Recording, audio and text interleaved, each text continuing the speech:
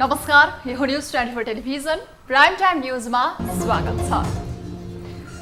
Corona संक्रमणको रफ्तार रोकिने नै संकेत देखिएको छैन। देशभरका अस्पतालहरूमा अक्सिजनको अभाव पनि चरम बन्न थालेको छ। अक्सिजन देशभित्रै उत्पादन पनि भइरहेको छ, तर यस्तो चरम अवस्थामा उत्पादित अक्सिजन कता गायब हुन्छन्? बल्ल खोजी सुरु भएको छ, त्यो पनि छापामार शैली नै अपनाएर। खोप नपाएका नेपाली जनता प्रतीक्षामा छन्, तर सरकार र उसका निकाय खोप निर्यातको लाजलाग्दो राजनीतिमा चुरुलुम्मा डुबेका छन्। खोप कमिसनको चक्करमा पर्दा नेपाली जनता खोप लगाउने आशा पनि धकेलिँदै गएको छ। मुलुकमा कोरोना र त्यसले सिर्जना गरेको अवस्था बीच पनि राजनीतिक गतिविधि पनि रफ्तारमा छ। राष्ट्रपतिदेखि लिएर प्रधानमन्त्रीसम्मलाई एमालेको चिन्ता देखिन थालेको छ। बागमती प्रदेशबाट राष्ट्रिय सभामा एकजना भर्खर एमाले र अर्का पुराना एमाले बीच प्रतिस्पर्धा हुने भएको छ। वैशाख 27 गते विश्वासको मतका लागि संसद बैठक तयारी हुँदै गर्दा 14 जना सांसदमा संक्रमणको पुष्टि भएको छ। यो सँगै तपाईँ आफ्नो नानीदेखि लागेको बानीमा सुधार ल्याउनुहोस्, कोरोना जित्न सहयोग पुग्नेछ। हेल्थ सम्बन्धी यो टिप्स पनि बुलेटिनको महत्त्वमा छन्। अब प्राइम टाइम न्यूजका हेडलाइन्स। पछिल्लो 24 घण्टामा थप 9196 जनामा कोरोना संक्रमण पुष्टि, 50 को मृत्यु, 2905 जना संक्रमण मुक्त।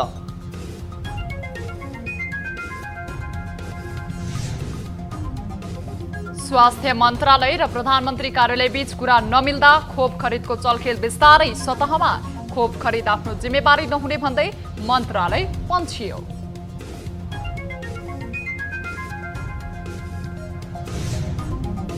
संसद सचिवालयमा गरिएको परीक्षणमा 14 सांसद सहित 65 जनामा कोरोना पुष्टि।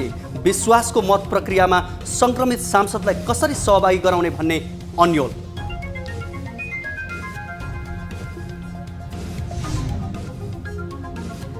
अक्सिजन उद्योगहरूले उत्पादन गरेका सिलिन्डरहरूमध्ये 40% सिलिन्डर सिस्टमबाटै हराउने गरेको खुलासा। सुरक्षा निकायले गोप्य रूपमा अनुगमन गर्न थाल्यो। त्यो चाहिँ अहिले चाहिँ 24 घण्टाभित्र नै उद्योग फर्किरहेको छ।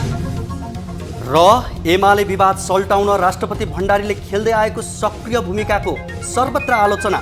कुनै पार्टीको आन्तरिक विवादमा अभिभावकीय संस्था पर्न नहुने बुद्धिजीवीहरूको सुझाव। मलाई लाग्छ डिग्निफाइड भन्छ अंग्रेजीमा, डिग्निफाइड हुनु पर्यो त्यो पद। हामी निरन्तर न्यूजमा छौं। नेपालमा शुक्रबार थप 9196 जनामा कोरोना पुष्टि भएको छ। देशका विभिन्न स्थानमा गरिएको 19987 पीसीआर परीक्षणका क्रममा 9023 जना र 495 एन्टिजेन परीक्षणका क्रममा 173 जनामा कोरोना पुष्टि भएको स्वास्थ्य मन्त्रालयले जनाएको छ। यो सँगै नेपालमा कोरोना संक्रमितको कुल संख्या 3,77,603 पुगेको छ। त्यस्तै थप 50 संक्रमितको कोरोनाका कारण ज्यान गएको छ भने हालसम्म 3579 जनाको कोरोनाका कारण मृत्यु भएको छ। त्यस्तै थप 2905 जना संक्रमित निको भएका छन्। हालसम्म नेपालमा 2,95,395 जना कोरोना संक्रमित मुक्त भएका छन्। हाल 78,629 सक्रिय संक्रमित आइसोलेसनमा र 380 क्वारेन्टिनमा छन्। हालसम्म नेपालमा 37,76,603 वटा पीसीआर परीक्षण गरिएको स्वास्थ्य मन्त्रालयले जनाएको छ। महामारीका बेलामा नागरिकको जीवधनको रक्षा गर्ने पहिलो दायित्व हो सरकारको। कोरोना महामारीमा जुधिरहेका नागरिकहरूको जीवन रक्षाका लागि सरकारले नै पहल गर्नुपर्ने भए पनि सरकार त्यस जिम्मेवारीबाट पन्छन खोजेको छ। जनतालाई निशुल्क दिन सकिने खोप आयात रोकिएपछि खोप अभियान नै प्रभावित भएको छ। स्वास्थ्य मन्त्रालय र प्रधानमन्त्री कार्यालय बीच कुरा नमिल्दा प्रभावित भएको खोपभित्रको चलखेल बिस्तारै सतहमा आउन थालेको छ। एक रिपोर्ट। केही दिन अघि स्वास्थ्य मन्त्री हृदेश त्रिपाठीले कोरोना विरुद्ध आवश्यक खोप प्रधानमन्त्री निकट विदेशी खोप कम्पनीका स्थानीय कमिसन एजेन्टका कारण ल्याउन समस्या भएको खुलासा गरेका थिए। त्यसको केही दिनमै स्वास्थ्य मन्त्रीले खोप आयातमा जसका कारण ढिलाइ भएको बताएका थिए, सोही कम्पनीले खोप आयातको अनुमति पायो। सरकारले यसअघि $4 ल्याएको खोप 4 गुणा बढी मूल्यमा बेच्ने गरी निजी कम्पनी हुकम डिस्ट्रिब्युटर्सले अनुमति पाएको छ। यसअघि सरकारले भारतको सेरम इन्स्टिच्युट अफ लाइफ साइन्सबाट प्रति डोज $4 अर्थात् ₹472 खोप ल्याएको थियो। तर अब भने प्रति डोज ₹1709 शुल्क उठाउन हुकमले अनुमति पाएको छ। अब सेरमकै 2 डोजका लागि ₹3418 भुक्तान गर्नुपर्नेछ। भारतले बायोटेकको कोभ्याक्सिनलाई पनि व्यावसायिक प्रयोजनका लागि अनुमति दिएको छ। कोभ्याक्सिन ल्याउन इब्राल्ड फार्मास्युटिकल्सलाई अनुमति दिएको छ। कोभ्याक्सिनको मूल्य एकै डोजको ₹2600 पर्छ। 2 डोज लगाउँदा ₹5200 पर्नेछ। स्पुतनिक भीको मूल्य 2 डोजको ₹3885 कायम गरिएको छ। शुक्रबार रसियन खोप स्पुतनिक भी आयातका लागि विभागले लोमस फर्मालाई अनुमति दिएको छ। कोभ्याक्सिन र स्पुतनिक भी भन्दा पनि सस्तो मूल्य प्रस्ताव गरिएको चीनको भोरोसेलले भने आयातका लागि अनुमति पाएको छैन। सिनोभ्याक लाइफ साइन्सको यो खोप नेपालमा प्रयोग भइसकेको छ। भोरोसेलले प्रति डोज मूल्य $15.2 अर्थात् ₹1793 प्रस्ताव भएको थियो। 2 डोजको ₹3586 आउने भोरोसेलको प्रस्ताव स्थगित गरेर सरकारले ₹5200 को कोभ्याक्सिनलाई अनुमति दिएपछि खोप आयातमा चलखेल भएको आशंका गरिएको छ। यसबारे औषधि व्यवस्था विभागसँग बुझ्न खोज्दा विभागका महानिर्देशक व्यस्तता देखाउँदै बोल्न मानेनन्। शुक्रबार नै स्वास्थ्य मन्त्रालय खोप खरिदमा अनियमितताको विषय आएपछि विज्ञप्ति जारी गरेर आफ्नो जिम्मेवारीबाट भागेको छ। स्वास्थ्य मन्त्रालयका प्रवक्ता डाक्टर जागेश्वर गौतमले कोभिड-19 खोप सम्बन्धमा भन्दै विज्ञप्ति जारी गर्दै कोभिसिल्ड खोप खरिदमा स्वास्थ्य सेवा विभाग आफैले निर्णय गर्ने भएकाले मन्त्रालयको संलग्नता नहुने प्रष्टीकरण दिएका छन्। उनले यसअघि ल्याउने भनिएको 50 लाख डोज कोभिसिल्ड खोप खरिद गर्ने अवस्था हाललाई नभएको जनाएका छन्। सरकारलाई प्रभाव पार्न सक्ने स्थानीय एजेन्टले स्वास्थ्य मन्त्रालयलाई समेत खोप ल्याउन समस्या पारेको र खोप आयात गरी व्यापारमा पनि प्रतिस्पर्धालाई निषेध गर्दै एकाधिकार कायम गर्न सफल भएको स्वास्थ्य मन्त्रालयका अधिकारीहरू नै बताउँछन्। न्युज 24 का लागि टिभी जर्नलिस्ट जगन्नाथ दुलालको रिपोर्ट। संघीय संसद सचिवालयमा सङ्कलन गरिएको स्वाब परीक्षणका क्रममा 65 जनामा कोरोना पोजिटिभ देखिएको छ। स्वाब सङ्कलन गरिएका मध्ये 613 जनाको रिपोर्ट आउँदा 14 सांसद सहित संसदका कर्मचारी, पत्रकार तथा सुरक्षाकर्मी समेत गरी 65 जनामा संक्रमण पुष्टि भएको संसद सचिवालयले जनाएको छ। त्यस्तै बाहिरै स्वाब परीक्षण गराएका केही सांसदहरूमा पनि कोरोना पोजिटिभ देखिएको छ। प्रधानमन्त्री केपी शर्मा ओलीले विश्वासको मत लिन वैशाख 27 गते संसदको अधिवेशन आह्वान भएपछि वैशाख 22, 23 र 24 गते स्वाब सङ्कलन गरिएको थियो। कोरोना पोजिटिभ देखिएका सांसदहरूलाई कसरी विश्वासको मतको प्रक्रियामा सहभागी गराउने भन्नेमा संसद सचिवालय अन्यलमा छ।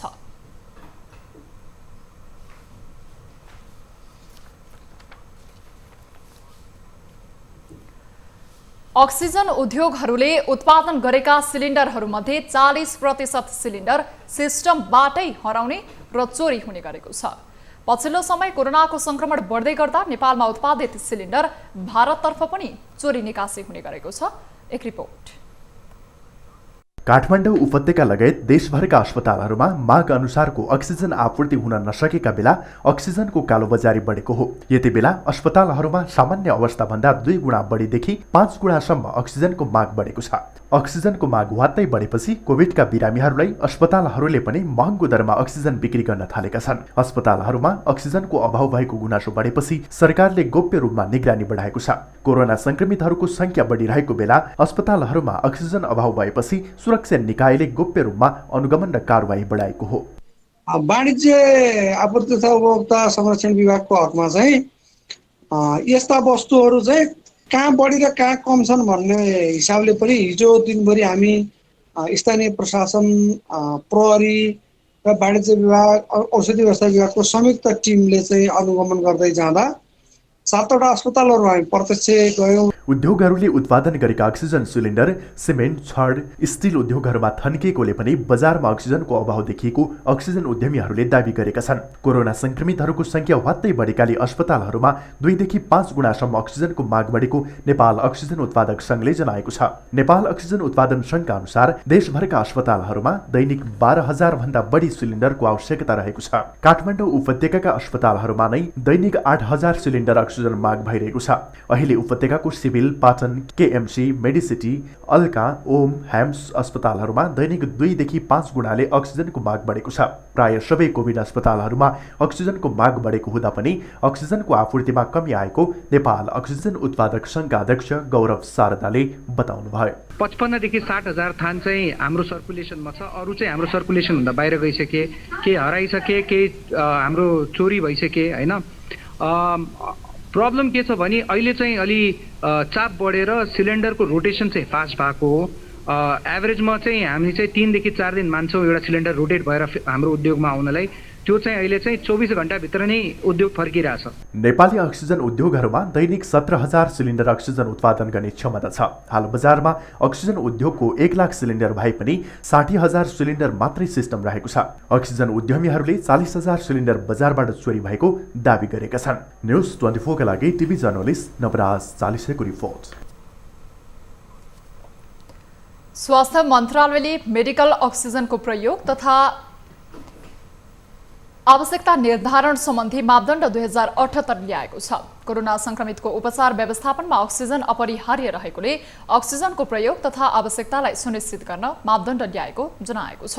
मापदण्ड अनुसार आइसियू र भेन्टिलेटरमा राखी उपचार गर्नुपर्ने क्रिटिकल बिरामीका लागि 1 मिनेटमा 10 लिटरका दरले प्रतिदिन औसतमा 14,000 लिटर अक्सिजन आवश्यक पर्ने उल्लेख छ। कोरोनाका जटिल बिरामीका लागि प्रति मिनेट 8 लिटरका दरले प्रतिदिन औसतमा 12,000 लिटर अक्सिजन आवश्यक पर्ने मापदण्डमा उल्लेख गरिएको छ। अस्पतालमा अक्सिजन सहित उपचार गर्नुपर्ने बिरामीका लागि प्रति मिनेट 4 लिटरका दरले प्रतिदिन औसतमा 6,000 लिटर अक्सिजन आवश्यक पर्दछ। तर अहिले देशभरका अस्पतालमा अक्सिजनको अभाव भएको छ।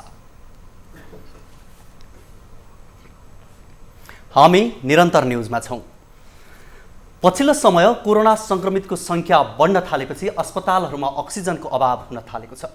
कोरोना महामारी मात्रै नभई अन्य बिरामीहरूका लागि आवश्यक पर्ने अक्सिजनको अभावले अहिले अस्पतालहरूले बिरामीलाई भर्ना समेत लिन छाडेका छन्।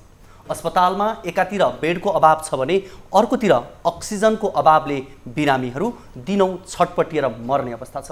तर सम्बन्धित निकाय यसप्रति तदारुकता नदेखिँदा अक्सिजनको अभाव झन बढेको हो। एक रिपोर्ट। रूपन्देहीमा 3वटा अक्सिजन उत्पादन कम्पनीहरू छन्। कुनै प्राविधिक समस्या नभएमा एउटाले करिब 500 सिलिन्डर दैनिक र अन्य दुईले 300 सिलिन्डर गरी दैनिक 1100 सिलिन्डर अक्सिजन ग्यास उत्पादन गर्ने गरेका छन्। यता रूपन्देहीमा साना ठुला गरी अक्सिजन ग्यास खपत गर्ने करिब 1 दर्जन अस्पताल छन्। तीमध्ये सरकारी 2 र निजी 3 गरी हाल 5वटा अस्पताल जसले कोरोनाका बिरामीहरूको उपचार गर्दै आएको छ, ती अस्पतालहरूले बढी अक्सिजन ग्यास खपत गरेका छन्। हाम्रो गाउँपालिकाहरू, नगरपालिकाहरू अनि भैरहवाका युनिभर्सल कलेज, बुटोलको लुम्बिनी प्रादेशिक हस्पिटल, क्रिम्सन हस्पिटल लगायतका हामीले आफ्नो उत्पादन अनुसारका सबैलाई डिभाइड गरेर कहाँ कतिको चान्स छ त त्यही अनुसार हाम्रो क्षेत्रबाट त्यसरी सहयोग गरेर बाँडेका छौँ। अन्य समयमा 100 सिलिन्डर अक्सिजन भाइ पुग्ने युनिभर्सल मेडिकल कलेजलाई बुधबारका दिनसम्म दैनिक 500 सिलिन्डर अक्सिजन ग्यास आवश्यक परेको थियो। भैरहवा स्थित भीम अस्पतालमा 25 बेडको कोरोना विशेष कक्ष थियो। गत बुधबारदेखि बिरामीको संख्या बढेर बाहिरै उपचार हुन थालेपछि बेड बढाएर 56 वटा पुर्याइएको छ। तर यो पनि पर्याप्त संख्या होइन, जसकारण अहिले पनि बिरामीले बेड नपाएर भुइँमै पल्टिएर उपचारका लागि हालाप बिलाप गरिरहेका छन्। यसकारण भीम अस्पताललाई अहिले 200 सिलिन्डर अक्सिजन ग्यास आवश्यक पर्ने अवस्था छ। यसै त संख्या कम भएको अवस्थामा घर-घरमा सिलिन्डर जाँदा अस्पतालमा सिलिन्डरको रोटेसनै मिलेको छैन। त्यस कारणले पनि अब फ्याक्ट्रीहरूसँग उत्पादन गर्ने क्षमता हुँदाहुँदै पनि बढ्ने अवस्था छैन भने अर्कोतर्फ हाम्रोमा अहिले भएका फ्याक्ट्रीहरूमा पनि अहिलेको माग अनुसारको उत्पादन क्षमता पनि छैन। लुम्बिनी प्रदेशको एकमात्र प्रादेशिक अस्पताल बुटवलमा बिरामीको चाप बढेपछि अक्सिजनको माग दैनिक 400 देखि 410 सिलिन्डर भइरहे पनि हाल 300 सिलिन्डर मात्रै उपलब्ध छ।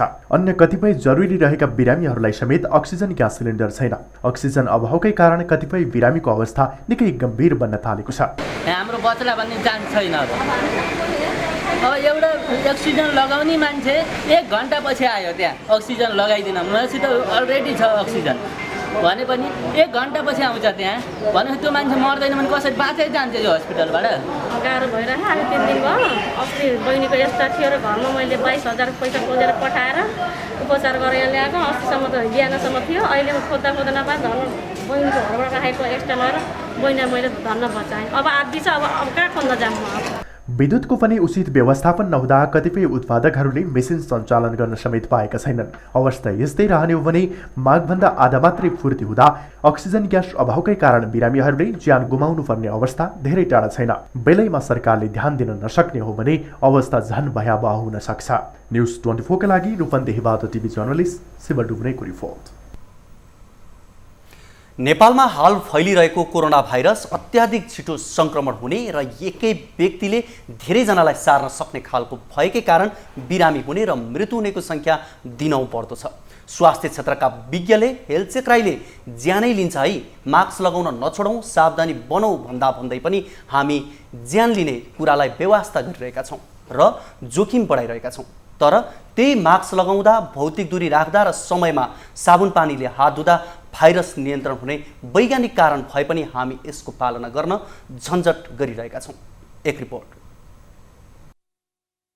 कोरोना महामारी फैलिरहेको कारण बाहिर हिँड्दा मास्क अनिवार्य प्रयोग गर्न सरकारी निर्देशन नै छ। नेपालमा मात्र नभई महामारी फैलिरहेको अधिकांश देशमा बाहिर निस्कदा मास्क अनिवार्य छ। तर प्राय मानिसहरू मास्क लगाउन झन्झटिलो मान्छन्। संक्रमण भए ज्यानै लिन सक्ने कोरोना भाइरसलाई भाइरस प्रतिरोधी मास्कको प्रयोग गर्दा मात्र पनि 70 देखि 80% संक्रमण हुनबाट रोक्न सकिन्छ। भीडभाडमा नजाने, भौतिक दूरी कायम गर्ने गरे पनि कोरोना संक्रमणबाट बच्न सकिन्छ। त्यस्तै साबुन पानीले बेला बेलामा हात धुने, साबुन पानी उपलब्ध नभए मात्र सेनिटाइजर प्रयोग गरे पनि भाइरस शरीरभित्र जानबाट रोक्न सकिन्छ। विश्व स्वास्थ्य संगठनका अनुसार जनस्वास्थ्यका यी सबै मापदण्ड पालना गर्ने अधिकांश मानिस भाइरस संक्रमण हुनबाट जोगिएका छन्। कोरोना भाइरसलाई हल्का रूपमा लिएर जनस्वास्थ्यका मापदण्ड पालना नगर्नेहरू संक्रमणले मृत्युकै मुखमा पुगेका छन्। संक्रमण भए उपचार पनि अत्यन्त जटिल भएको कारण र अहिलेको महामारीको गम्भीर परिस्थितिमा संक्रमण नियन्त्रण गर्न जनस्वास्थ्यका मापदण्ड नै अनिवार्य पालना गर्न चिकित्सकको आग्रह छ। हामी जनताले चाहिँ कृपया घर बस्दिम, किनभने मैले 10 जनालाई सार्छु, 10 जनाले 20 जनालाई सार्छ, 20 जनाले 80 जनालाई सार्छन् र यो जब भाइरसको चेन जबसम्म ब्रेक हुँदैन यो बढ्दै जान्छ। कतिसम्म बढ्छ कसैलाई पनि थाहा छैन। आफू संक्रमित भए भने पनि त्रसित नभएर मापदण्ड पालन गरेर घरमा बस्नेले होम आइसोलेसनमा बस्दिने, आउनु हस्पिटलमा नचाहिने रूपमा चापाचाप नगर्ने है। अब जहाँ लाइन बस्दा पनि भौतिक दूरी मेन्टेन गर्ने, मास्क लाउने, हातहरू सफा धुने, संक्रमित हुने बित्तिकै या सिम्पटम आउने बित्तिकै छुट्टेर बस्ने सो द्याट हामीले अरूलाई दिन नपरोस् र सकेसम्म छिटो टेस्ट गर्ने। धेरैले के मास्कको प्रयोग गर्दैमा कोरोना लाग्नबाट बच्न सकिन्छ त भन्ने प्रश्न पनि गरेका छन्। तर विश्व स्वास्थ्य संगठनले सही किसिमको मास्कको प्रयोगले संक्रमण नियन्त्रण गर्न सक्ने असंख्य वैज्ञानिक प्रमाणहरू जुटाएको छ। भाइरस संक्रमण हुने भनेको संक्रमित व्यक्तिबाट निस्किएको थुकको छिटाले हो। शरीरमा भाइरस प्रवेश गर्ने मुख्य द्वार नाक र मुख नै हो। मास्कको प्रयोगले यसरी शरीरमा भाइरस छिर्नबाट रोक्न सकिन्छ। त्यस्तै हातमा पनि भाइरस छन् भने हामी नाक मुखतिर हातले छुँदा भाइरस छिर्न सक्छ। त्यसैले बेला बेला हात धुँदा पनि भाइरस संक्रमण रोक्न सकिन्छ भनिएको हो। यी जनस्वास्थ्यका मापदण्ड पालना गर्दा संक्रमितले पनि अरू धेरैलाई रोग सार्नबाट रोक्न सकिन्छ। विश्वमा 32 लाख भन्दा बढीको ज्यान लिइसकेको र भयावह हुँदै गएको कोरोना महामारी नियन्त्रण गर्न हामीले यस्तै सामान्य आनीबानीमा परिवर्तन गर्दै जनस्वास्थ्यका मापदण्डलाई अनिवार्य प्रयोग गर्नु आवश्यक छ। न्युज 24 का लागि क्यामेरामा कान्छा डंगोलका साथ TV journalist Riya Bhandari, Kathmandu. Corona संक्रमण रोकथाम र न्यूनीकरणका लागि काठमाडौँ उपत्यकामा लगाइएको निषेधाज्ञा जारी छ। निषेधाज्ञामा थप कडाई गरे पनि सडकमा सवारी साधनको संख्यामा भने कमी आउन सकेको छैन। अत्यावश्यक बाहेक विवाह लगायत सार्वजनिक सेवाका गाडीहरू सञ्चालन भइरहेका छन्। यसअघि वैशाख 16 देखि 22 गते बुधबार राति 12 बजेसम्मका लागि निषेधको आदेश जारी भएकोमा यही 21 गते उपत्यकाका 3 जिल्लाका प्रमुख जिल्ला अधिकारीको बैठकले निषेधको आदेश एक साता थप्ने रोक्ने निर्णय गरेको हो। आदेश 29 गते राति 12 बजेसम्म कायम रहनेछ। नेपालमा नयाँ भेरिएन्टको कोभिड-19 संक्रमण फैलिएको र त्यसको प्रभाव उपत्यकामा बढ्दो रहेकाले अझै सुरक्षा निगरानी बढाउनुपर्ने आवश्यकता महसुस गरी केही कडाई गरिएको जनाइएको छ। यसैबीच शुक्रबार बिहानै निषेधाज्ञाको अवज्ञा गरी चलाइएका 529 वटा सवारी साधनलाई काठमाडौँ उपत्यकाका विभिन्न स्थानमा ट्राफिक प्रहरीले होल्ड गरेको छ, जसमा 422 वटा दुई पाङ्ग्रे, 80 वटा चार पाङ्ग्रे र 27 वटा ठूला सवारी साधन रहेको ट्राफिक प्रहरीले जनाएको छ। न्युजहरू अझै बाँकी छन्, अहिलेलाई ब्रेक।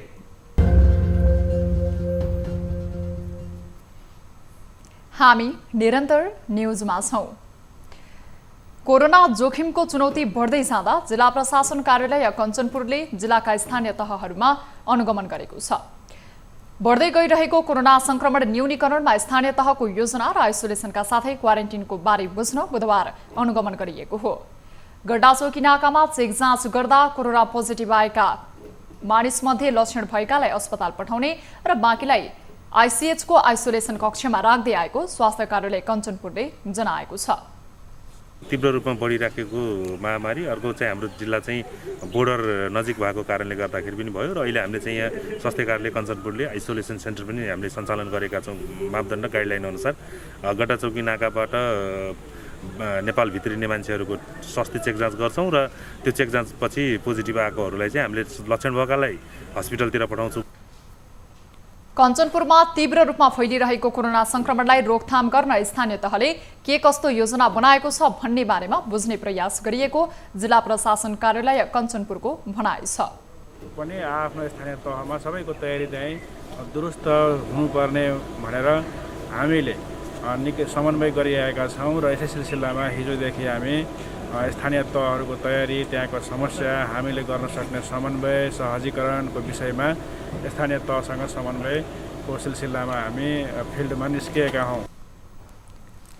त्यसैगरी संयुक्त अनुगमन टोलीले जिल्लास्थित आइसिएचको आइसोलेसन कक्षमा रहेका कोरोना संक्रमित व्यक्तिहरूको स्वास्थ्य स्थितिको बारेमा पनि जानकारी लिएको थियो। अख्तियार दुरुपयोग अनुसन्धान आयोगका पूर्व प्रमुख आयुक्त दीप बस्नेतलाई सर्वोच्च अदालतले धरोटीमा छाड्न आदेश दिएको छ। उनलाई 5 लाख धरोटी लिएर रिहा गर्न आदेश दिएको हो। बालटारको ललिता निवास जग्गा प्रकरणका मुख्य अभियुक्त मानिएका शोभाकान्त ढकाल र सोही काण्डमा मुछिएका दीप बस्नेतको मुद्दामा शुक्रबार सर्वोच्च अदालतले आदेश गरेको हो। ललिता निवासको जग्गा व्यक्तिका नाममा ल्याइएको भन्दै अख्तियार दुरुपयोग अनुसन्धान आयोगले मुद्दा दायर गरेपछि विशेष अदालतले उनीहरूलाई दोषी ठहर गरेको थियो।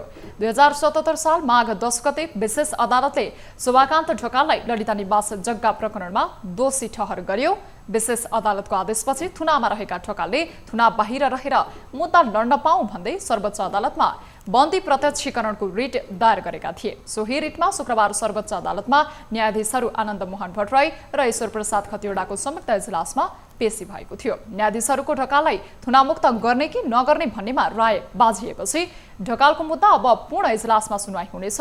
यस्तै सोही इजलासले अख्तियार दुरुपयोग अनुसन्धान आयोगका पूर्व प्रमुख आयुक्त दीप बस्नेतलाई 5 लाखमा छाड्न आदेश दिएको छ। न्यायाधीशद्वय खतिवड़ा र भट्टराईको संयुक्त इजलासले बस्नेतलाई छाड्न आदेश दिएको छ। बस्नेतले केही दिनअघि सर्वोच्चमा बन्दी प्रत्यक्षीकरणको रिट दायर गरेका थिए। तत्कालीन भौतिक पूर्वाधार सचिव भएका बेला बालटारको सरकारी जग्गा व्यक्तिका नाममा लैजाने फाइल उठाएको देखिएकाले अख्तियारले आफ्नै पूर्व प्रमुख आयुक्त विरुद्ध विशेष अदालतमा भ्रष्टाचार मुद्दा दायर गरेको थियो।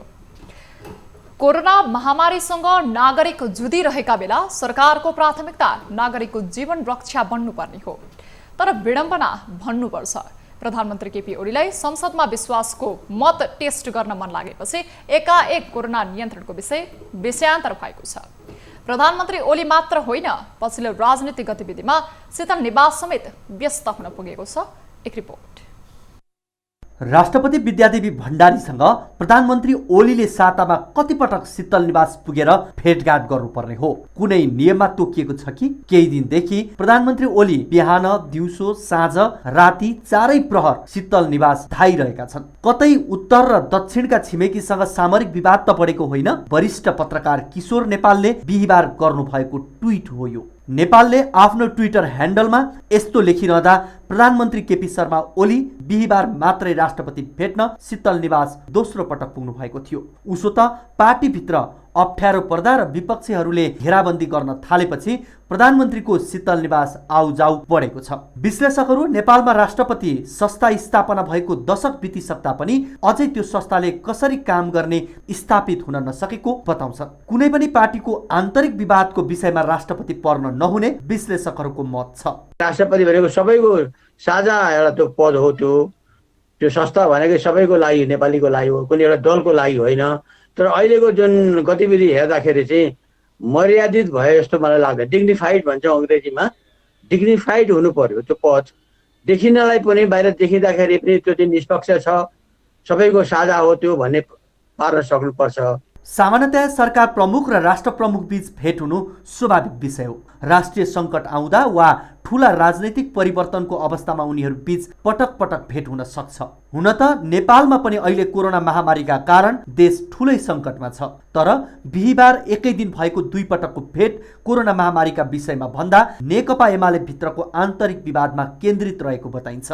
ओली लगत्तै नेकपा एमाले भित्रैको असन्तुष्ट समूहका नेता माधव नेपाल शीतल निवास पुग्नु र त्यस लगत्तै ओली पनि सोही बैठकमा मिसिनुले एमाले भित्रकै मतभेदको विषयले स्थान पाएको देखिन्छ। करिब करिब बोलचाल नै बन्द भएको अवस्थामा रहेका ओली र नेपालले छलफलका लागि राष्ट्रपतिको मध्यस्थता खोजेको हुन सक्ने राजनीतिका जानकारहरू बताउँछन्।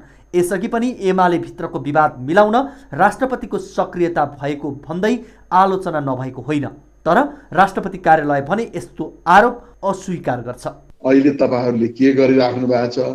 अहिले मान्छेको जानको सुरक्षा भइरहेको छैन, दिनहुँ मान्छेहरू राखिया छ र अहिले अक्सिजनको समस्या छ, अहिले हस्पिटलको समस्या छ, बेडको समस्या छ। त्यो भएको हुनाले अहिलेको सरकारले के गरिरहेछ र राहतको लागि तपाईँको कार्यक्रम के हो भनेर त्यो चासोमा चाहिँ राष्ट्रपति महोदय प्रधानमन्त्रीजीसँग बोलाएर छलफल गर्छ। राष्ट्रपति कार्यालय आम नागरिकको आशाको केन्द्र पनि हो। सरकार जनताप्रति जवाफदेही नभए उसलाई जिम्मेवार बनाउने भूमिका राष्ट्रपति कार्यालयसँग अपेक्षित हुन्छ।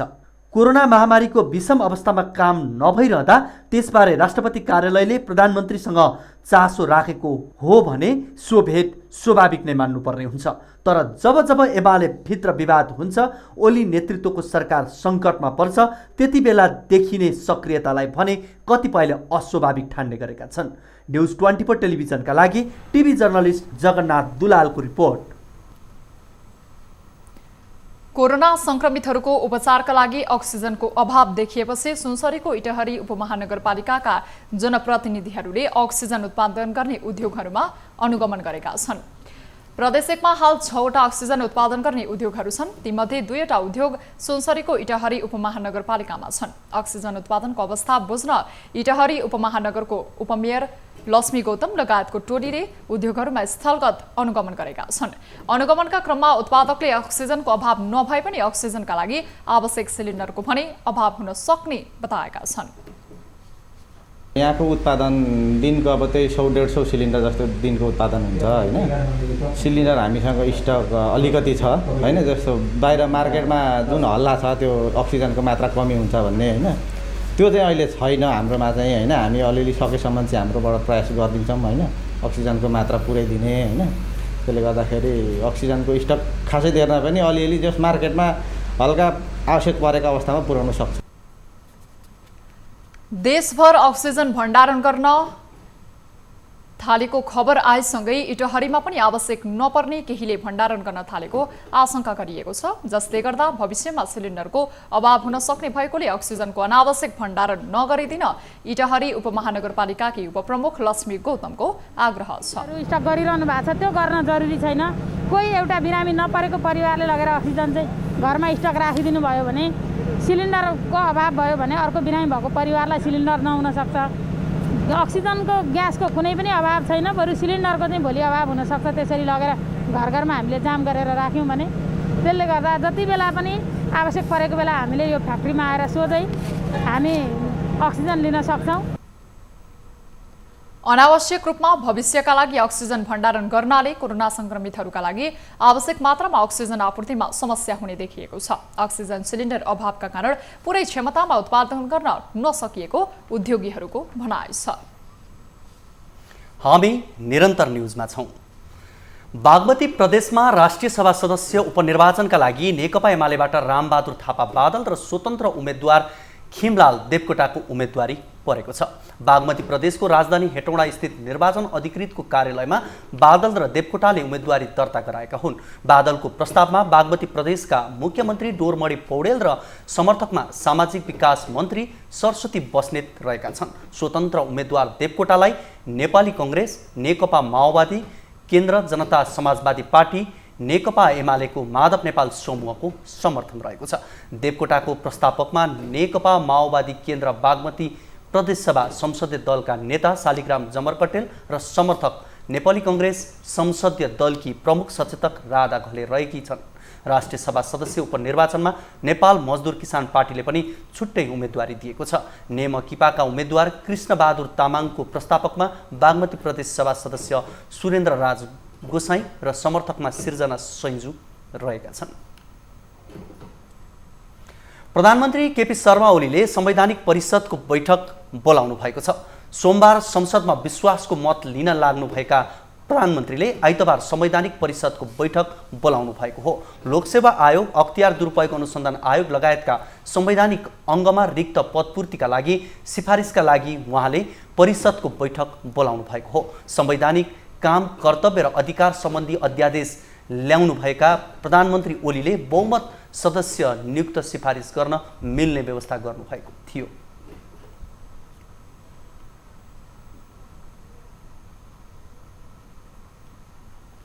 कोरोना संक्रमणको महामारी बीच नेपालबाट हुने अन्तर्राष्ट्रिय उडानहरू बन्द भएका छन्। बिहिबार मध्यरातिदेखि चार्टर तथा उद्धार उडान बाहेक अन्य अन्तर्राष्ट्रिय उडानहरू बन्द गरिएको हो। कोरोना महामारी नियन्त्रणका लागि सरकारले वैशाख मसान्तसम्म आन्तरिक तथा अन्तर्राष्ट्रिय उडान स्थगित गर्ने निर्णय गरेको थियो। नेपाल र भारतबीच एयर बबल सम्झौता अनुरूप दुई देशबीच सातामा 2 उडान कायम राख्ने गरी सबै आन्तरिक तथा अन्तर्राष्ट्रिय उडान बन्द भएको नेपाल नागरिक उड्डयन प्राधिकरणले जनाएको छ। नियमित उडान नहुँदा उपचार, अध्ययन, व्यापारका लागि आउजाउ गर्ने नेपाली र भारतीय नागरिकलाई सेवा दिने उद्देश्यले नेपाल र भारतबीच गत वर्ष एयर बबल सम्झौता भएको थियो। यस्तै मन्त्री परिषदको वैशाख 19मा भएको बैठकले कोरोना रोकथामका लागि आन्तरिक र अन्तर्राष्ट्रिय दुवै स्थगन गर्ने निर्णय गरेको थियो। अब बिजनेस न्यूज।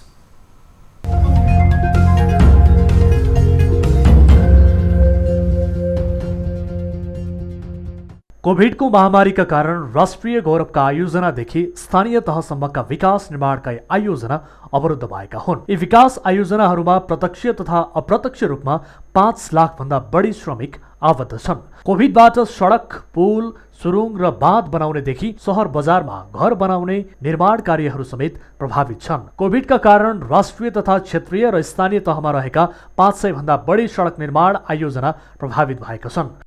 कोभिडको मारमा परेका विकास आयोजनाहरू: सडक आयोजना 5000 भन्दा बढी, भवन निर्माण 500 भन्दा बढी, खानेपानी आयोजना 700 भन्दा बढी, सिंचाई आयोजना 700 भन्दा बढी, अधिकांश निर्माणाधीन जलविद्युत आयोजनाहरू प्रभावित। अर्थ मन्त्रालयले कोभिडका कारण विकास आयोजनाहरू प्रभावित हुँदा सरकारको पुँजीगत खर्च समेत प्रभावित हुने अनुमान गरेको छ। कोभिड-19ले असर गरेर अब हामी लकडाउनमा गइसकेपछि त अब धेरै कुराहरू त असर पारिहाल्छ नै। अब हैन एक किसिमको लकडाउन हुने, हैन संक्रमणको दर व्यापक रूपमा बढ्ने हुँदा बित्तिकै त धेरै गतिविधिहरू, विकास आयोजनाका कामहरू प्रभावित हुने देखिन्छ।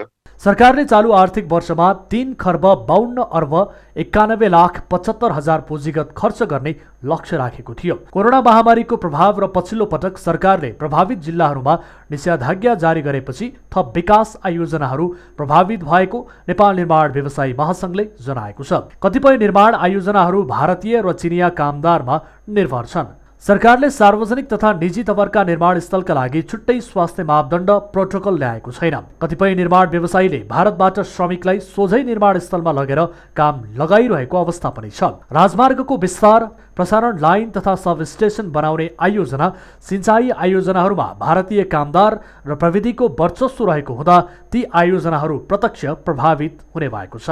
नेपाली मजदुरहरू र विदेशी मजदुरहरू छन्, इन्डियनहरू छन्, चाइनिजहरू चाहिँ प्राय जसो चाइनिज आफैले लिएको ठेकाहरूमा चाइनिज कामदारहरू छन् र इन्डियनहरू चाहिँ नेपालको अलिकति ठुला प्रोजेक्टहरूमा र ठुल्ठुला इक्विपमेन्टहरू मेन यो जस्तै प्लान्टहरू चलाउने ठाउँहरूमा चाहिँ उहाँहरू छन्। औद्योगिक कल कारखानामा चाहिँ उहाँहरू रहेको छन्। श्रमिक भएका आयोजनाले पनि साइटमा श्रमिक लैजान सक्ने अवस्था नभएपछि विकास निर्माणको कार्य अवरुद्ध भएको महासङ्घको दाबी छ। यसरी राष्ट्रिय तथा स्थानीय तहमा सञ्चालित विकास आयोजनाहरू अवरुद्ध हुँदा सरकारको विकास लक्ष्य पनि प्रभावित हुने भएको छ। न्युज 24 टेलिभिजनका लागि टिभी जर्नलिस्ट नवराज चालिसेको रिपोर्ट।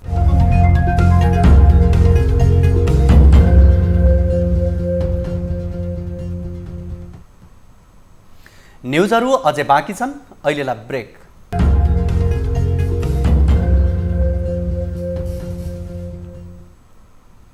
हामी निरन्तर न्युजमा छौं। अब अन्त्यमा एउटा रोचक प्रसङ्ग। अफ्रिकी मुलुक मालीकी एक आमाले मोरक्कोको एक क्लिनिकमा एकैपटक 9 जना शिशुलाई जन्म दिएकी छिन्। मालीका स्वास्थ्य मन्त्री र मोरक्कोको क्लिनिकले 9 जना शिशु जन्मिएको बताएका छन्। कुनै महिलाले एकैपटक 9 जना शिशुलाई जन्म दिएको सम्भवतः यो विश्वकै पहिलो घटना हो। मोरक्कोको क्लिनिकका अनुसार सबै 9 जना शिशुको स्वास्थ्य अवस्था सामान्य छ। जन्मिएका शिशुहरूमा 5 बालिका र 4 बालक छन्। मालीका स्वास्थ्य मन्त्रीले आमाको स्वास्थ्य पनि सामान्य रहेको जनाएको छन्। 25 वर्षीय आमा हालिमा सिस्सेले मंगलबार मोरक्कोको क्लिनिकमा सिजेरियन विधिबाट ती शिशुलाई जन्म दिएकी थिइन्। मालीका स्वास्थ्य अधिकारीहरूले ती आमाको स्वास्थ्य स्थितिलाई विचार गरी माली पठाइएको जनाएका छन्। जन्मिएका शिशुहरूको तौल 500 ग्रामदेखि 1 किलोग्रामसम्मको रहेको क्लिनिकले जनाएको छ। 30 हप्ताको गर्भपछि यी शिशुहरू अपरिपक्व अवस्थामा जन्मिएका हुन्। धेरै रगत बगेर आमाको स्वास्थ्यमा जोखिम देखिन थालेपछि चिकित्सकहरूले सिजेरियन विधिबाट बच्चा निकालेका थिए। अब प्राइम टाइम न्युज सक्नु अघि हेडलाइन्स पुनः एकपटक। पछिल्लो 24 घण्टामा थप 9196 जनामा कोरोना संक्रमण पुष्टि, 50 को मृत्यु, 2905 जनामा संक्रमण मुक्त।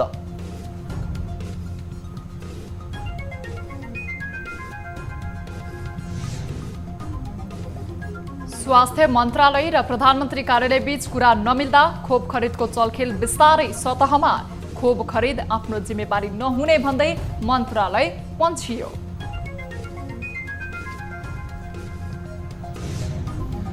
संसद सचिवालयमा गरिएको परीक्षणमा 14 सांसद सहित 65 जनामा कोरोना पुष्टि। विश्वासको मत प्रक्रियामा संक्रमित सांसदलाई कसरी सहभागी गराउने भन्ने अन्यल।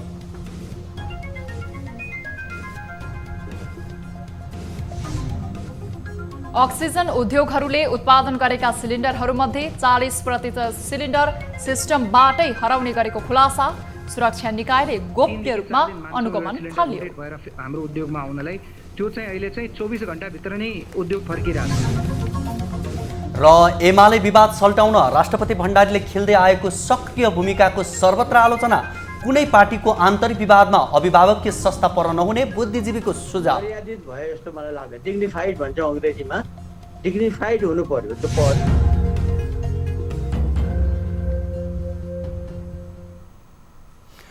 प्राइम टाइम न्युज अहिलेलाई यति नै। जाँदा जाँदै ताली र गालीका लागि हामीले सोधेको प्रश्न, कोरोना महामारीले जनता त्रसित बनिरहेको समयमा खोपमा पनि कमिसनको चक्कर चल्नु सरकारको लाचारी होइन र?